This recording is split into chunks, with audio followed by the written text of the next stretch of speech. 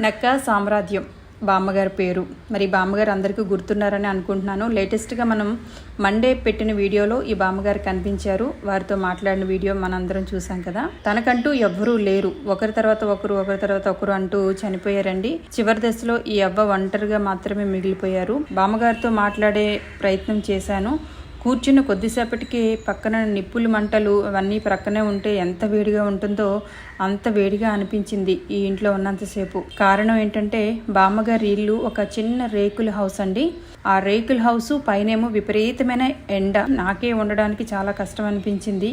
ఇక బామ్మగారికి అయితే చాలా వయసు అయిపోయింది. ఈ బామ్మగారు ఎలా ఉంటున్నారో ఏమో నాకైతే తెలియలేదు. కానీ అక్కడ మాట్లాడుతున్నప్పుడే నాకు అనిపించింది బామ్మగారికి ఈ సర్వీస్ కాకుండా ఇంకా ఏదైనా ఒక చిన్న మంచిది ఫ్యాన్ ఏదైనా కొనిస్తే ఎలా ఉంటుందా అని అనిపించింది.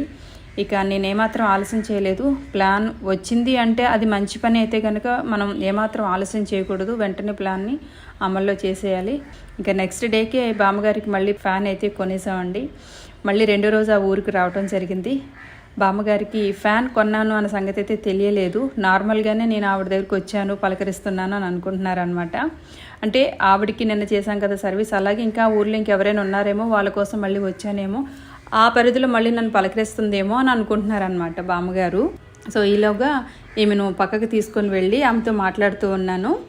ఈ సైడ్ నుంచి మా వాళ్ళు వచ్చేసి ఈ ఫ్యాన్ని ఆవిడ ఇంట్లో సెట్ చేసేస్తున్నారు. ఆవిడికి కనబడకూడదు అంటూ మేమేమో కొంచెం ముందుకు తీసుకొని వచ్చేసాము. ఆమెమో చూస్తూనే ఉన్నారు, నా ఇంట్లోకి ఎవరో వెళ్ళారే ఏంటి అని చెప్పేసి అని. ఆమె దూరంగా ఉంటున్నారు, మాతో మాట్లాడుతున్నారు కానీ ఆమెమో టెన్షన్ పడుతూనే ఉన్నారు పాపం. సరే ఎలాగోలాగా ఆవిడనైతే లోపలికి వెళ్ళకుండా మేము అక్కడే ఉంచాం. ఎందుకంటే ఫ్యాన్ అంతా రెడీ అయ్యాక కానీ బామ్మగారికి చూపించకూడదు అని ఫిక్స్ అయ్యామన్నమాట.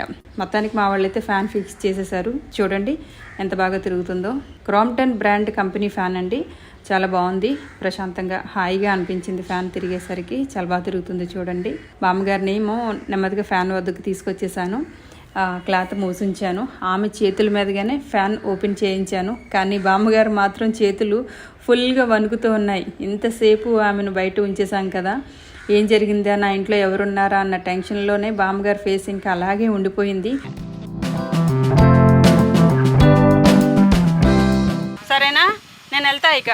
ఇంకా బోల్డ్ మంది ఉన్నారు నీలాంటి వాళ్ళు, నాకు అందరినీ చూడాలి కదా, వెళ్ళొస్తానా? ఓకే. సో అది హెల్పింగ్ చేయటంలో ఉన్న సాటిస్ఫాక్షన్ ఇంకెందులోనూ రాకపోవచ్చేమో అన్నది నా ఈ అభిప్రాయం అనమాట. అంతే అభిప్రాయమేనండి, ఇదే నిజమని మాత్రం నేను చెప్పను. ఇది నా అభిప్రాయం మాత్రమే. Thank you so much.